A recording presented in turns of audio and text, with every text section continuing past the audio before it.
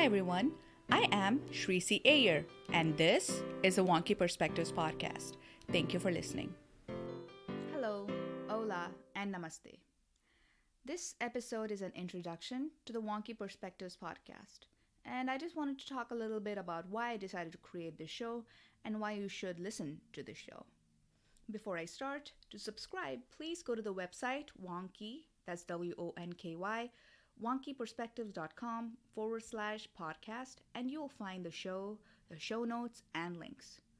Now, I'm a writer myself, and due to the recent past events in the world in 2019, I felt that there was a need to do better. Period. I don't even have to explain why. You probably know why very well. Now, this is a podcast mainly for the publishing industry and for writers who would like a resource to learn about other people's lives to better our writing. So, to begin, I would like to share some statistics with you. Woohoo! Numbers, because you can't argue with that. From a purely population perspective, 96% of the world is not the United States. As of 2019, in August, there were 7.7 billion people. China and India alone have 18% of the population each. Now that means China has 18% and India has 18%. And where does the United States stand? It has a mere 4.2% of the population. And no matter how you chop up the numbers, whether it is by literacy rate, number of readers, number of listeners, it doesn't matter. United States is one country in the world. Now, it may feel like these numbers make no sense, and that is because the United States has always had a strong cultural dominion, especially in the fields of popular movies and music. The country has produced many popular and pervasive Hollywood movies and books.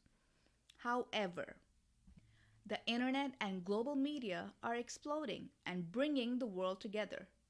Demographics for book readership and audiobook listeners are rapidly changing day by day. In the internet age and with the dominance of social media, our platform is no longer our backyard. It is the entire world. Books, music, television, streaming services like Netflix and Amazon are for all types of people. Not just you, not just your neighbor, but everyone. It is no longer okay to revel in ignorance or even apathy about world issues.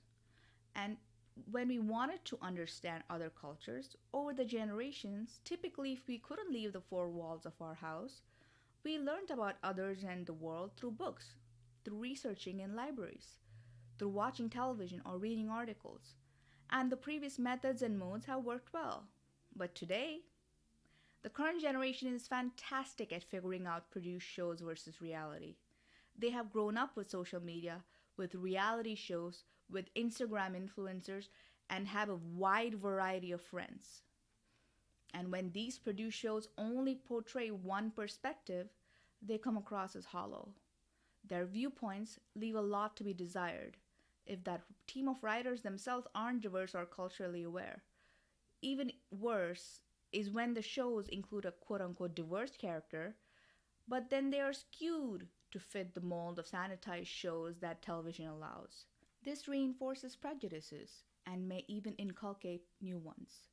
And when you are the person reading these books or watching or listening to these shows and the writers portray a person incorrectly, or if the images or scenes are deeply flawed, you may end up being upset or angry. And this is understandable because they could be describing your child, your partner, your best friend, or even yourself. Sound familiar? And if it does sound familiar, it is because we as consumers, and I'm not just talking about Gen Z here, but all of us, are getting good at recognizing something when it's heavily produced, faked, or even it's plain BS. Now, behind the scenes of these books, television, songs, posts, blah, blah, blah, are writers. These writers have their own lives and their own sensibilities and morals. And when those writers try to do their best, they reach out to previously written books for research. But what does that do? Historically, books that have been preserved over time, and note I didn't say written, but preserved, are already influenced by the winners. As they say, history is written by winners. This is because through various wars and land occupations, many books that detailed the various cultures, their history, significant discoveries, scientific prominence have been burnt to the ground, and these have been replaced by other books. But those which have been written by the Western world, by white males traveling to the other countries in a scouting expedition to justify taking over these lands. Obviously, their lenses were flawed. They looked upon the world and did not simply observe as is, but intermixed their own feelings, emotions, and bias in their writing to explain a rationale to allow for these wars to occur. These propagated stereotypes and biases have been held on through generations. And when writers continue to use books written by the Western world as a basis for understanding a non Western culture, it unfortunately only shows one perspective, the stranger's perspective, not those who live and breathe that culture. And this is the biggest problem, viewing a culture from an outsider's lens. The words that are produced because of this medium, through this medium, remain shallow and they sting the actually living and breathing people of that culture. Now, good writing is when we are able to create beautiful fiction through exciting lives in fantastical lands that explore raw, deep, and primal emotions. Emotions that are universal and common, but are embroidered with different life experiences. And to be true to those characters, we as writers must try to embrace what it feels like to be those characters and to not let our own burdens unduly influence our perceptions and empathy. But unfortunately, we're just human and flawed. And as writers, we are still beholden to our own upbringing and viewpoints. We find it difficult to overcome our own prejudices, stereotypes, or biases. And now that's not because we don't try, but it's because we don't know what unknown biases we have.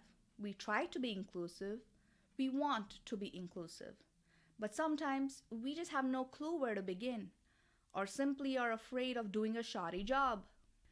In a step towards better understanding of people with varied lives from different cultures, in the Wonky Perspectives podcast, I'm trying to showcase different points of views, people's lives and histories, backstories, so that we can better our writing.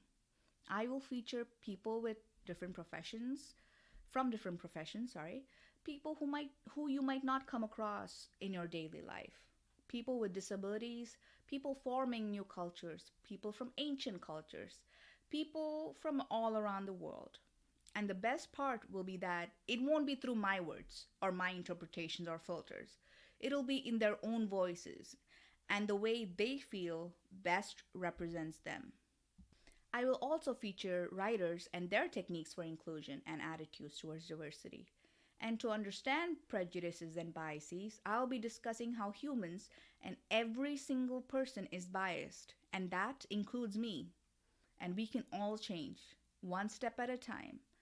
For in this world, we can all learn a little and love a little more. So, will you learn with me? Thanks for listening all the way till the end.